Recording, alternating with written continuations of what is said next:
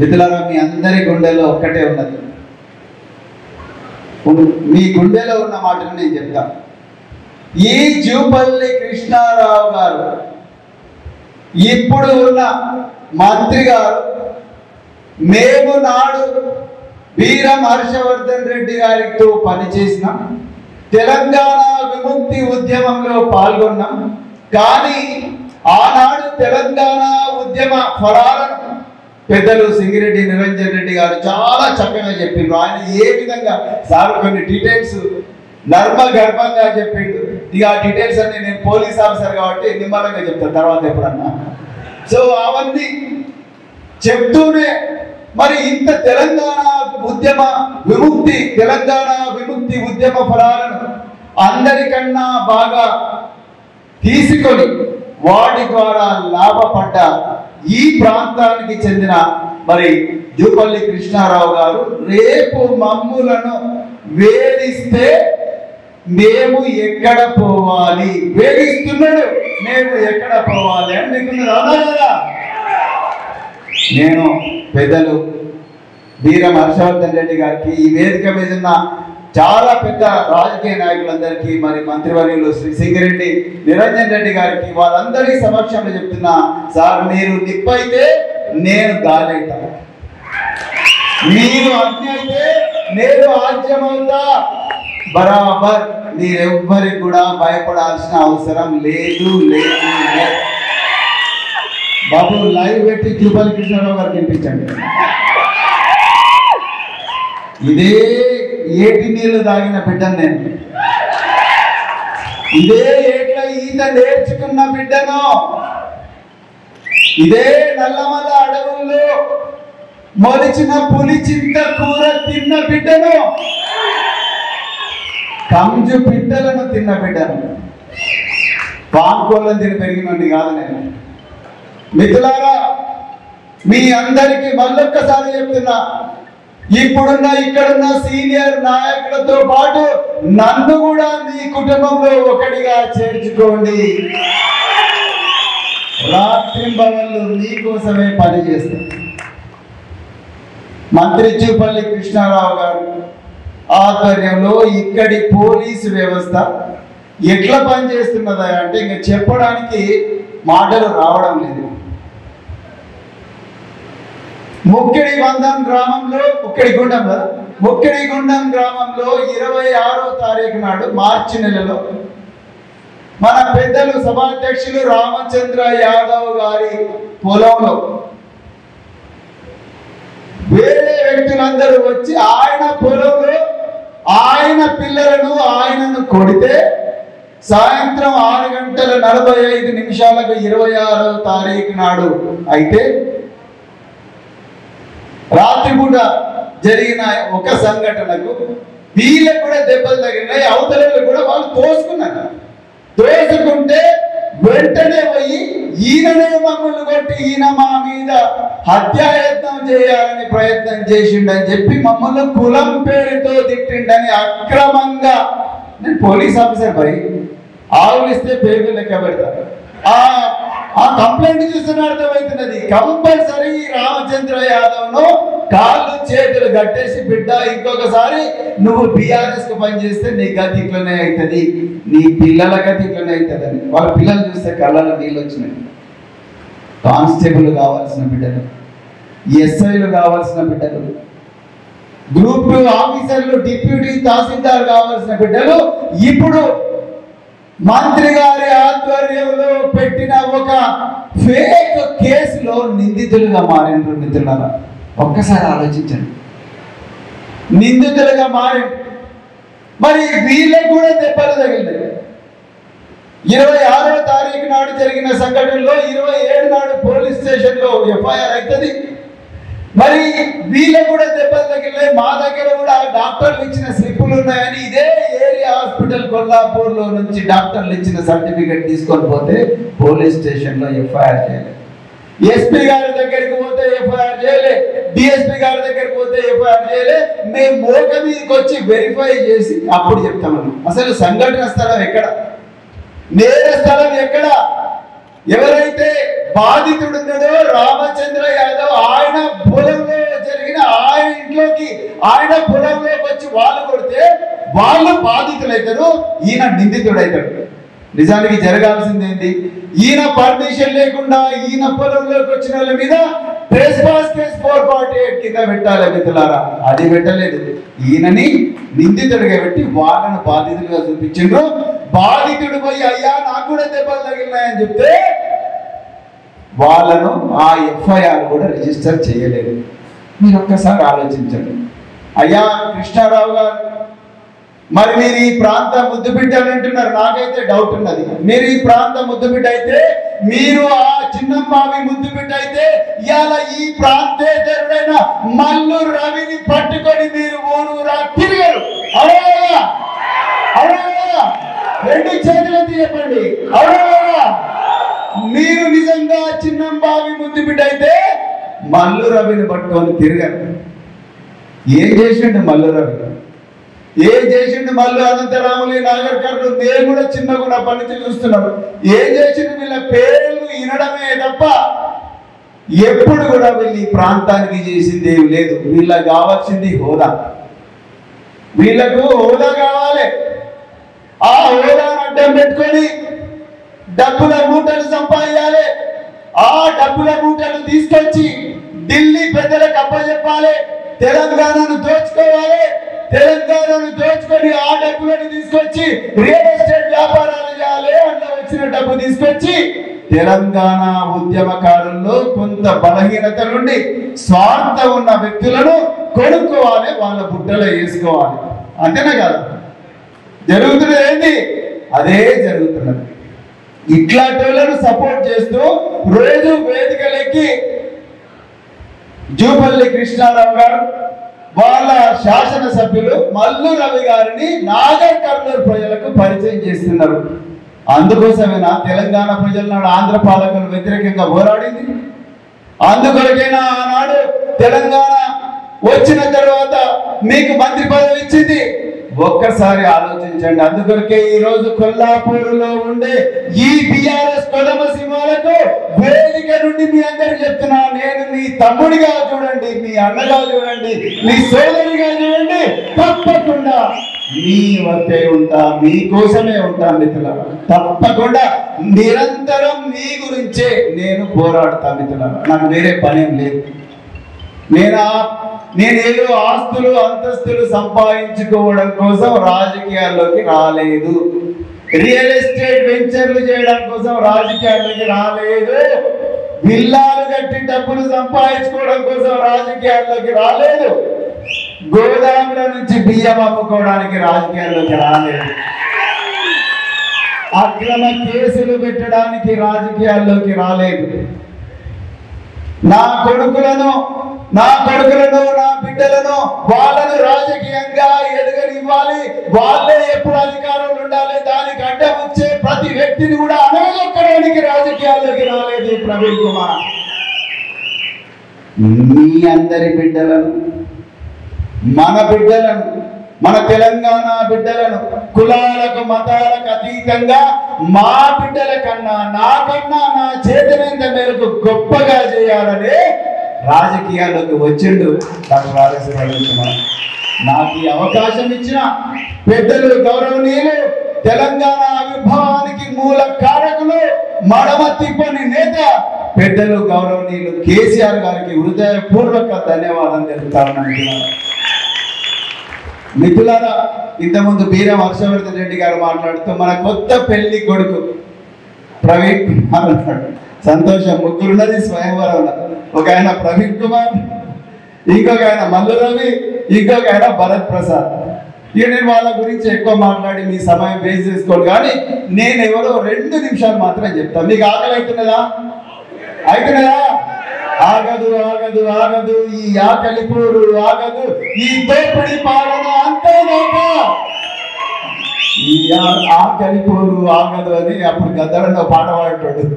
So మిత్రులారా, ఆకలి అవుతుంది, కానీ ఆకలి నుంచే ఆశయం బయటకు వస్తుంది. ఆశయం చూసి ఆచరణ వస్తుంది. ఆచరణ అంటే మన పోరాటం విజయవంతం అవుతుంది మిత్రులారా. సో మిగతా విషయాలు కూడా మిత్రులారా, మొట్టమొదట నేను ఈ ప్రాంత బిడ్డనే. మా తల్లిదండ్రులు ఇద్దరు మరి అలంపూర్లో పుట్టి అచ్చంపేటలో పనిచేసిండు. 20 సంవత్సరాలు టీచర్గా పనిచేసిండు. వాళ్ళు పనిచేసే క్రమంలో మా సంతానంలో మా అమ్మా నాన్నలకి 4 సంతానం అయితే మా చెల్లెలు చనిపోయింది. మా చెల్లెలు ఇక్కడే యాక్సిడెంట్లో చనిపోతే మా అమ్మమ్మ అన్నది, ప్రేమమ్మ అని ఇక్కడ వద్దు, ఈ ఏరియా వచ్చి రావడం లేదు, నువ్వు మళ్ళీ అలంపూర్కే పోదాపా అంటే మా అమ్మ అన్నది, ఈ ప్రాంత ప్రజలు మనకు ఇల్లు ఇచ్చిండ్రు, నీడ ఇచ్చిండ్రు, నీళ్ళు ఇచ్చిండ్రు, వాళ్ళ పిల్లలను చదివించే అవకాశం ఇచ్చిండ్రు. ఒక టీచర్కి అంతకన్నా గొప్ప అదృష్టం ఉంటుంది. వాళ్ళనే ఒకరిగా చేసుకున్నారు. నేను రాను, నా పిల్ల చచ్చిపోయిన మంచిదే, నేను అచ్చంపేటలో ఉంటా అని చెప్పి మా అమ్మ అని అక్కడనే మా నాయనను మా అమ్మమ్మని అందరినీ కన్ను చేసి అక్కడే ఉంచారు. మేము 12వ తరగతి వరకు నేను తెలుగు మీడియంలో చదువుకున్న మిత్రులారా, నాకు ఇంగ్లీష్ మీడియం అంటే తెలియదు. 8వ తరగతి వరకు మా మన్ననూరు దగ్గర అమరాబాద్లో వెంకటేశ్వర్ల బావి అనే గ్రామంలో చదువుకున్నాం. కరెంటు కూడా చూడలేదు. కందిళ్ళు పెట్టుకొని రోడ్ల మీద నడుస్తూ పోయేవాళ్ళం రాత్రిపూట భయంగా. అప్పుడప్పుడు మన బంజారా అక్కలు, మన బంజారా చెల్లెళ్ళు పురులతో కొట్లాడిందని, ఎలుగు బండ్లతో కొట్లాడిందని, కొంతమంది చనిపోయిందని వార్తలు విని రాత్రిపూట మరి వాళ్ళ ధైర్యంతో బతికిన వాళ్ళ మిత్రుల. అదే విధంగా అక్కడి నుండి మరి బాగా చదువుకొని రాత్రి రోజుకు 16 గంటలు కష్టపడి చదివి అగ్రికల్చర్ యూనివర్సిటీలో చదివి ఎన్నో కష్టాలు ఉన్నా అవన్నీ తట్టుకొని చదివి ఐపీఎస్ ఆఫీసర్ అయిన మిత్రులారా, నేను ఐపీఎస్ ఆఫీసర్ అయ్యి మరి చైనా బార్డర్లో పనిచేసే అవకాశం వచ్చింది. భారతదేశానికి సేవ చేసే అవకాశం వచ్చింది.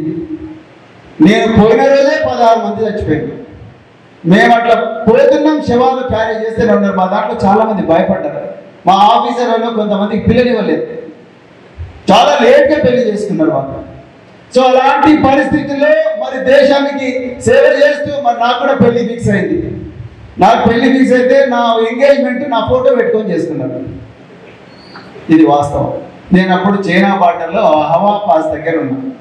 మిత్రులారా, అలాంటి పరిస్థితుల్లో నుండి నేను కరీంనగర్ జిల్లా ఎస్పీగా, అనంతపురం జిల్లా ఎస్పీగా, హైదరాబాద్ లో డిప్యూటీ కమిషనర్ ఆఫ్ పోలీస్ లాగా, జాయింట్ కమిషనర్ ఆఫ్ పోలీస్ గా పని చేసిన అనుభవం నాకున్నది. నేను కరీంనగర్ జిల్లా ఎస్పీగా ఉన్నప్పుడు మారణ హోమం, మామూలు బాణం, ఈ కొల్లాపూర్ పల్లె కొత్తది కాదు ఆ మారణ హోమం. ఎక్కడ పడితే అక్కడ దళాలు, నాతో మాట్లాడిన కానిస్టేబుల్ వెంటనే శవం అయిపోయారు. వాళ్ళ భార్యలు వాళ్ళ మీద పడి ఏడుస్తుంటే ఏం చేయాలో అర్థం కాని పరిస్థితి. చనిపోయిన వ్యక్తిని తీసుకురాలి, పిల్లలకు తండ్రిని ఇవ్వలేం, డిపార్ట్మెంట్కి ఒక ఆఫీసర్ ఇవ్వలేం. అలాంటి ఘోరమైన పరిస్థితుల్లో మేము ఉద్యోగాల్లో చేరి ప్రాణాలకు తెగించి దేశం కోసం పనిచేస్తే భారత రాష్ట్రపతి నాకు శౌర్య పథకం ఇచ్చిండు. మిత్రులారా, ఈ దేశంలో శౌర్య పథకం వచ్చిన 4000 ఆఫీసర్లు, స్వాతంత్రం నుంచి ఇప్పటి వరకు శౌర్య పథకం వచ్చిన దాదాపు 4000 ఆఫీసర్లు నేను మీ నడిగడ్డ బిడ్డను, తుంగభద్ర కృష్ణానది నీళ్లు తాగిన బిడ్డను నేను. మిత్రులారా, నేను మొన్న కూడా చెప్పిన నా మిత్రుడు మధుసూదన్ రెడ్డి, ఆయన నేను ఇద్దరం కలిసి ప్రాణాలకు తెగించి ఈ ఎన్ని రోజులు ఇట్లా చంపుకుంటాం, నక్సలైట్లు మనం చంపి, మన ఎన్కౌంటర్లో వాళ్ళు చనిపోయి, లేకపోతే వాళ్ళు అమాయకులను చంపి ఎన్ని రోజులు మారణం అని తుపాకులు పక్కకు పెట్టి మా భార్య పిల్లలకు చెప్పకుండా ఒక టాటా ఇండికా కార్ వేసుకొని మానాల అడవుల్లోకి, కాకులు దూరని కారడవులు, చీమలు దూరని చిట్టడవులు, మానాల అడవుల్లోకి పోయి 100 మంది నక్సలైట్లతో చర్చలు జరిపి సాయుధంగా వాళ్ళను జనజీవన స్రవంతిలో కలిపినందుకున్నారు. వాళ్ళని చూసి ఎంతో మంది నక్సలైట్ సోదరులు, మిలిటెంట్లు, అమ్మో మనకి ప్రవీణ్ కుమార్ పడిపోతే ప్రాణాలు తగ్గుతాయి, మన కుటుంబాలు బాగుంటాయి అని చెప్పి వాళ్ళు మమ్మల్ని కాంటాక్ట్ చేస్తే 1000 మంది మిలిటెంట్లందరినీ కూడా వాళ్ళ మీద ఉన్న షీట్లను, కేసులన్నీ కూడా దగ్ధం చేసి ప్రభుత్వ పర్మిషన్ తోని వాళ్ళందరినీ కూడా జనజీవన స్రవంతిలో కలిపితే ఈరోజు చాలా బాగా వాళ్ళందరూ కూడా బతుకుతా ఉన్నారు మిత్రులారా. కానీ అప్పటికి కూడా సంతృప్తి లేదు.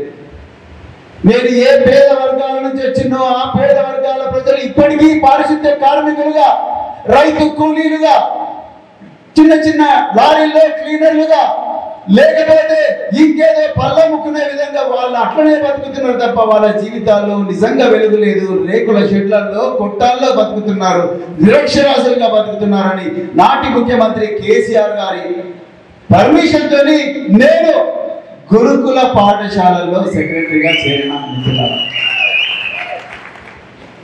నేను అంతకు ముందు మరి ప్రపంచంలో అత్యంత కుబేరుడైన బిల్ గేట్స్, అదే విధంగా మార్క్ జుకర్బర్గ్, అమెరికా ఒకప్పటి అధ్యక్షుడు బారాక్ ఒబామా ఏ కాలేజీలో చదివిండో అదే కాలేజీలో ఇదే నడిగడ్డ బిడ్డ చదివే అవకాశం వచ్చింది మిత్రులారా. నేను గొప్పలు చెప్పడం కాదు, కానీ నేను ఎందుకు గురుకుల పాఠశాలకు వచ్చినా అంటే నాకు ఏ అదృష్టం అయితే వచ్చిందో, ఏ అవకాశం అయితే వచ్చిందో, ఈ పాలమూరు బిడ్డలకు కూడా అదృష్టం అవకాశం రావాలి, ఈ తెలంగాణ పేద బిడ్డలకు అదృష్టం అవకాశం రావాలని నేను ఏరి కోరి గురుకుల పాఠశాలలోకి వచ్చిన మిత్రులారా. అందుకొరకు వచ్చిన. ఒక కూలీ ఇంట్లో మళ్ళీ ఒక కూలీ పుట్టకూడదు, ఒక కళ్ళు గీత కార్మికుడి ఇంట్లో మళ్ళీ ఒక కళ్ళు గీత కార్మికుడు పుట్టకూడదు, ఒక ముదిరాజుల కుటుంబంలో, చేపలు పట్టే కుటుంబంలో నువ్వు చేపలు పట్టడం తప్పు కాదు, కానీ అంతకన్నా గొప్ప పని నువ్వు ఇంకా ఏదైనా చేయగలిగితే అది చేసే అవకాశం నీకు వ్యవస్థ కల్పించాలని నమ్మే వ్యక్తుల్లో నేను కూడా ఒక మిత్రులారా. అందుకొరకే నేను గురుకుల పాఠశాలలో తీసుకున్నాను.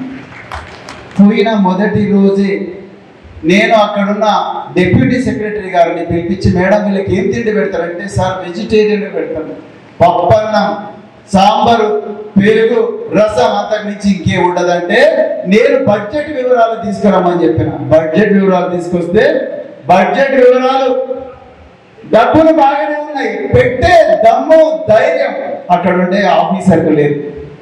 నేను లెక్కలు తీస్తే ప్రతి సంవత్సరం 150 కోట్ల రూపాయలు వాపస్ గవర్నమెంట్కి పంపిస్తున్నారు.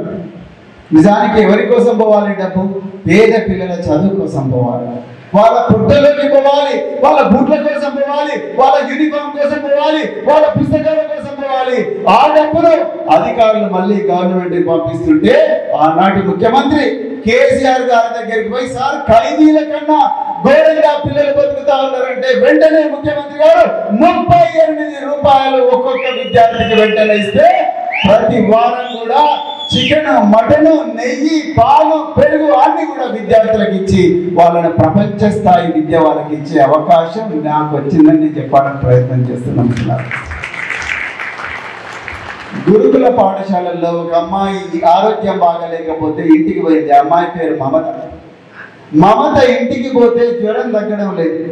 జ్వరం తగ్గకపోతే తల్లిదండ్రులు నిరక్షరాస్యులు కాబట్టి వాళ్ళను ఆ మమతను తీసుకొని ఒక అడవిలోకి పోయి ఎవరో ఒక తెలిసిన వ్యక్తి ఉంటే ఆయనతో తాయెత్తు కట్టిస్తే ఆ జ్వరం తగ్గకపోగా జ్వరం మరీ ఎక్కువైతే మహాత్మా గాంధీ మెమోరియల్ హాస్పిటల్లో అమ్మాయిని జాయిన్ చేస్తే మల్టిపుల్ ఆర్గాన్ ఫెయిల్యూర్తో చనిపోయింది అమ్మాయి.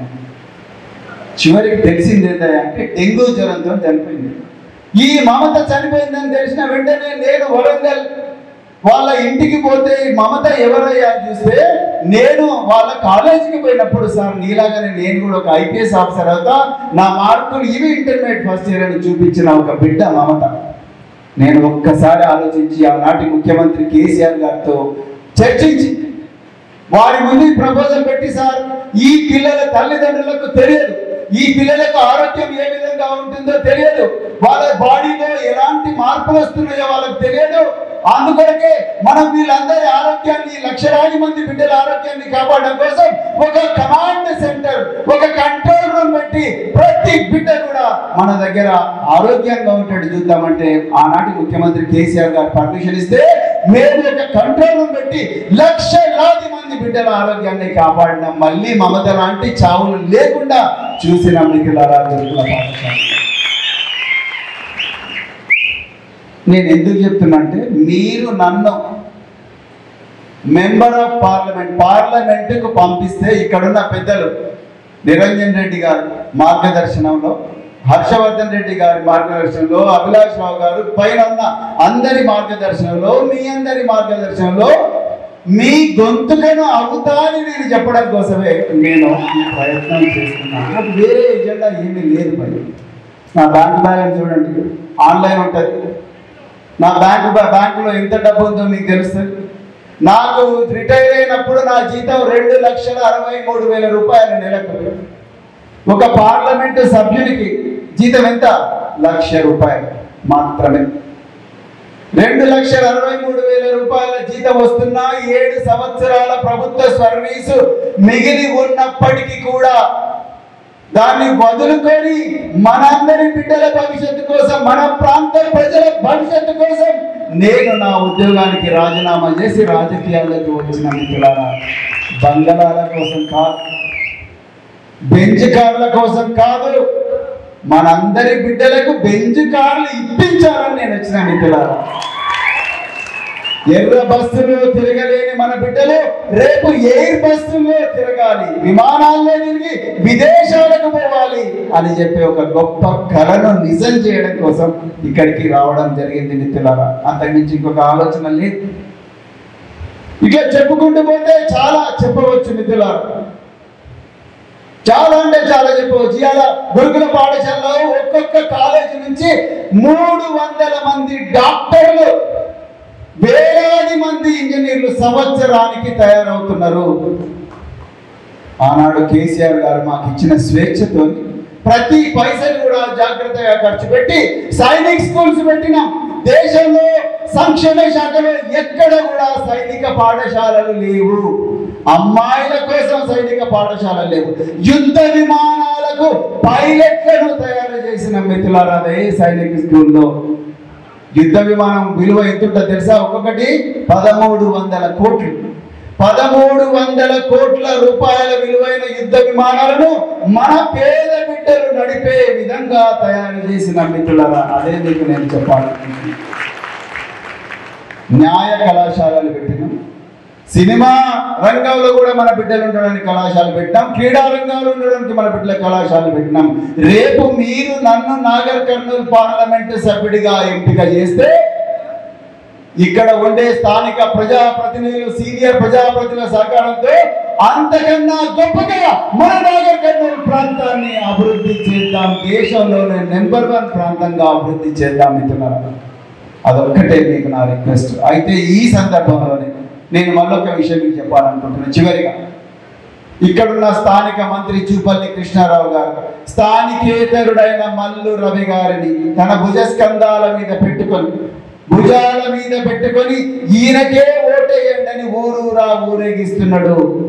మీ ఇంతకుముందు అభిలాష్ రావు గారు చాలా చక్కగా చెప్పిండ్రు. ఈ రాష్ట్రంలో సేల్స్ ట్యాక్స్ తో పాటు కాంగ్రెస్ ట్యాక్స్ కూడా ఒకటి నడుస్తున్నది.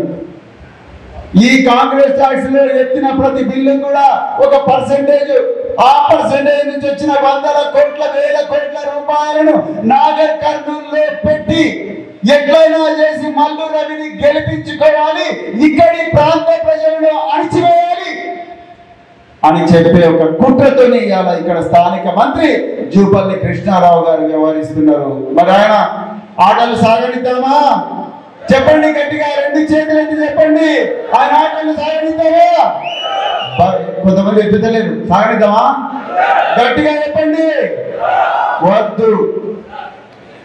మన మట్టి బిడ్డలనే మనం ఎన్నుకోవాలి. అంటే మనం ఈరోజు పెద్దలు నిరంజన్ రెడ్డి గారు చెప్పినట్టుగా మనం రాత్రింబవళ్ళు మే 13వ తారీఖు వరకు కూడా మన గ్రామాల్లోనే నివాసం ఉండాలి. చేతులు జోడించి చెప్తున్నా మిత్రులారా, మన గ్రామాల్లోనే నివాసం ఉండాలి. ప్రజల తలలో నాలుక కావాలి, నీళ్ళలో చేపలాగా మనం ఉండాలి. ఓటర్ లిస్టు పట్టుకోవాలి.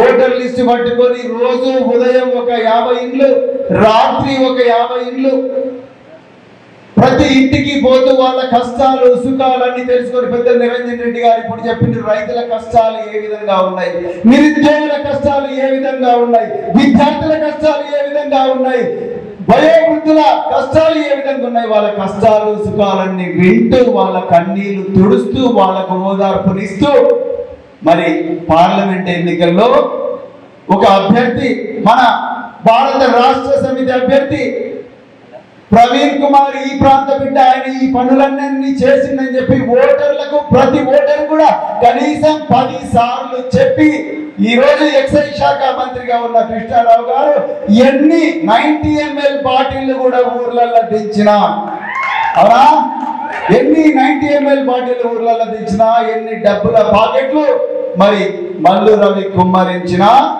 చివరికి ఏ గుర్తుకు ఓటేయాలని చెప్పాలి? ఏ గుర్తుకు ఓటేయాలని చెప్పాలి? కారు గుర్తుకే ఓటేయమని ప్రతిరోజు కూడా చెప్పి మే 13వ తారీఖు వరకు మన ఓటర్ని అడ్డు పెట్టుకొని కూర్చోవాలి. మిత్రులారా, ఈ పోరాటం మామూలు పోరాటం కాదు. ఇది త్యాగానికి భోగానికి మధ్యలో పోరాటం. ఈ పార్లమెంటు పోరాటం ద్రోహులకు, తెలంగాణ ద్రోహులకు తెలంగాణను తీసుకొచ్చి తెలంగాణ అభివృద్ధి మార్గంలో నడిపించిన మరి గొప్ప నాయకులకు మధ్యలో పోరాటం. ఈ పోరాటం 10 సంవత్సరాల నిజానికి 100 రోజుల అబద్ధానికి మధ్యలో పోరాటం. ఎవరు గెలవాలి? నిజం గెలవాలి. ఆనాటి కేసీఆర్ పాలన ఒక నిజం, ఈ రోజు రేవంత్ రెడ్డి పాలన 100 రోజుల్లో అబద్ధం. ఇలా సిగ్గు లేకుండా అదే తుక్కుగూడలో మళ్ళీ అబద్ధాలు చెప్పడం కోసం ప్రజలను గొర్రెల్లాగా తీసుకొని పోతున్నారు. ఒక్కసారి అప్రమత్తంగా ఉండండి మిత్రులారా. ఈ పోరాటం నడిగడ్డలో ప్రజలు తినే ఉగ్గాని బజ్జీకి, మల్లు రవి తినే ఊతప్పం చట్నీకి మధ్యలో పోరాటం. ఎవరు గెలవాలి? ఉగ్గాని బజ్జీ గెలవాలి. ఈ పోరాటం మన కొల్లాపూర్ ప్రాంత ప్రజలు తినే జొన్న రొట్టెలకు, మల్లు రవి గారు తినే దిబ్బ రొట్టెలకు మధ్యలో పోరాటం. ఎవరు గెలవాలి? జొన్న రొట్టెలు గెలవాలి. ఈ పోరాటం నల్లమల అడవుల్లో దొరికే పులిచింత కూరకు, వాళ్ళు తినే పాలక్ పనీర్కు మధ్యలో పోరాటం. ఎవరు గెలవాలి? పులిచింత కూర గెలవాలి. మిత్రులారా, ఇది మన పోరాటం, ఇది మన మట్టి పోరాటం, మన బిడ్డల భవిష్యత్తు కోసం పోరాటం. ప్రవీణ్ కుమార్ ఒకవేళ పార్లమెంటులో కూర్చుంటే ఇక్కడ ఉండే మామిడి తోటల రైతు కూర్చున్నట్టే. ప్రవీణ్ కుమార్ పార్లమెంటులో కూర్చుంటే ఆకలితో అలవటిస్తున్న ఆటో డ్రైవర్లు కూర్చున్నట్టే. ప్రవీణ్ కుమార్ పార్లమెంటులో కూర్చుంటే ఈ రోజు తల్లిదండ్రుల దగ్గర నుంచి తీసుకుపోయిన బియ్యం బస్తాలతోని, తల్లిదండ్రులు పుస్తలు తాకట్టు పెడితే వచ్చిన డబ్బులతోని అశోక్ నగర్ లో కూర్చొని రాత్రింబవళ్ళు కష్టపడుతూ ఉద్యోగాల కోసం శ్రమిస్తున్న నిరుద్యోగులు కూర్చున్నట్టే పార్లమెంట్లో. మిత్రులారా, ప్రవీణ్ కుమార్ పార్లమెంటులో కూర్చుంటే పారిశుద్ధ్య కార్మికులు కూర్చున్నట్టే. ప్రవీణ్ కుమార్ పార్లమెంటులో కూర్చుంటే వర్గీకరణ కోసం పోరాడుతున్న, ఎస్సీ వర్గీకరణ కోసం పోరాడుతున్న దళిత సోదరులు కూర్చున్నట్టే. మిత్రులారా, ప్రవీణ్ కుమార్ పార్లమెంటులో కూర్చుంటే మాదాసి కురువకు ఎస్సీ హోదా కోసం, వాల్మీకి బోయలకు ఎస్టీ హోదా కోసం పోరాడుతున్న ఈ సోదరులందరూ పార్లమెంటులో కూర్చున్నట్టే. మిత్రులారా, వర్గీకరణ గురించి అలానే మంద కృష్ణన్న నాగర్ కర్నూలులో భరత్ ప్రసాద్ గారికి ఓటేయండి అని మళ్ళీ ఒక పత్రికా సమావేశం పెడుతున్నారు. నేను ఒక్కటే మాట చెప్తాను మిత్రులారా, 2014లో ఇదే కేసీఆర్ ప్రభుత్వం, తెలంగాణ రాష్ట్ర ప్రభుత్వం ఏకగ్రీవంగా అసెంబ్లీలో తీర్మానం చేసింది వర్గీకరణ రావాలని. 16లో మళ్ళీ తీర్మానం చేసింది. 17లో అఖిలపక్ష బృందాన్ని ప్రధాని మోదీ గారి దగ్గరికి పంపించింది. ఇంతకన్నా గొప్ప విశ్వసనీయత ఎవరి దగ్గర ఉంటుంది ఒక్కసారి ఆలోచించండి. కానీ నరేంద్ర మోడీ గారు నాగర్ కర్నూలులో ప్రవీణ్ కుమార్ ను ఓడగొట్టాలని వచ్చిన నరేంద్ర మోదీ గారు మీ చేతిలో 10 సంవత్సరాల అధికారం పెట్టుకొని కనీసం వర్గీకరణ గురించి ఆర్డినెన్స్ కూడా ఇవ్వలేని చేతగాని దద్దమ్మలు మీరు ఎలా మళ్ళీ వర్గీకరణని మళ్ళీ దళితులను మోసం చేసే ప్రయత్నం చేస్తున్నారు. దయచేసి మోసపోతండి. కృష్ణన్న, నీకు చేతులు జోడించి దండం పెట్టి చెప్తున్న కృష్ణన్న, దయచేసి రాజ్యాంగాన్ని రద్దు చేస్తాం, 400 సీట్లు ఇవ్వండి అంటున్న బీజేపీ పంచన చేరకు కృష్ణన్న దయచేసి భారత రాష్ట్ర సమితి అభ్యర్థులకు ఓటేయండి. రాజ్యాంగం పదిలంగా ఉంటుంది, తెలంగాణ ప్రజల ప్రయోజనాలు పదిలంగా ఉంటాయని మరి చెప్తున్నా మిత్రులారా. అదేవిధంగా మరి మళ్ళొక్కసారి చెప్తున్నా, కొల్లాపూర్ కొదమ శివాలకు మరి మాజీ జెడ్పీటీసీ కాటా జంబులయ్య గారిపై అటెంప్ట్ రేప్ కేసు పెట్టిండ్రు మిత్రులారా. అదేవిధంగా చింతలపల్లి మురళీధర్ రెడ్డి బాగా అంగన్వాడీ టీచర్ గా ఉంటే తొలగించారు. ఇంకొక సోదరుడు చారి గారిని ఆయనను కూడా ఉద్యోగం నుంచి తొలగించాడు. ఆయన కొడుకుపై పోలీసు కేసులు పెట్టిండ్రు. సింగిల్ విండో వైస్ చైర్మన్ కార్యకర్తలపై పిటి కేసులు పెట్టిండ్రు. గుడికిల్లలో లక్ష్మణరావు భాస్కర్ రావులపై ఎస్సీ ఎస్టీ కేసులు పెట్టిండ్రు మిత్రులారా. నేను మళ్ళీ పోలీస్ సోదరులకు ఈ వేదిక మీద నుంచి చెప్తున్నా, అన్నలారా తమ్ముళ్ళారా, మీతో పాటే ఈ ప్రవీణ్ కుమార్ 26 సంవత్సరాలు రాజ్యాంగబద్ధంగా ఉద్యోగం చేసిండు. మీ అందరికీ చెప్తున్నా, దయచేసి అక్రమ కేసులకు దూరంగా ఉండండి. ప్రతి అమావాస్య తర్వాత పుణ్యం వస్తుంది, ప్రతి చీకటి తర్వాత వెలుతురు వస్తుంది, ప్రతి సూర్యాస్తమం తర్వాత సూర్యోదయం అవుతుంది. అన్ని రోజులు ఒకటేలా ఉండవు. ప్రతి సంవత్సరం చూపల్లి కృష్ణారావు గారు మంత్రిగా ఉండరు, రేపు బీరమ హర్షవర్ధన్ రెడ్డి కూడా మంత్రి అవుతాడు. కానీ మీలాగా మేము చేయం, మీలాగా మేము చేయం. అందరికీ సమన్యాయం. ఇంతకుముందు పెద్దలు నందిరెడ్డి గారు చెప్పిండ్రు, అందరికీ సమన్యాయం, అందరికీ సమన్యాయం. మేము ఇట్లా దాక్షణిజాన్ని ప్రోత్సహించాం. అవసరం లేదు, అవసరం లేదు. అందరినీ సమానంగా చూస్తాం. అందుకొరకే మిత్రులారా, ఈ అక్రమ కేసులకు భయపడకండి. మీకెప్పుడు ఏ సమస్య ఉన్నా దయచేసి నాకు ఒక మెసేజ్ పెట్టండి అంతే మిత్రులారా. బరాబర్ మీ వెంబడి ఉంటా, బరాబర్ ఉంటా మిత్రులారా. అందుకొరకే నేను, హర్షవర్ధన్ రెడ్డి గారు, మరి సింగరెడ్డి నిరంజన్ రెడ్డి గారు, మేమందరం కూడా మీ తోడుగా ఉంటాం, మీ గొంతుకలు అవుతాం, మీకు రక్షణ కవచంగా ఉంటాం.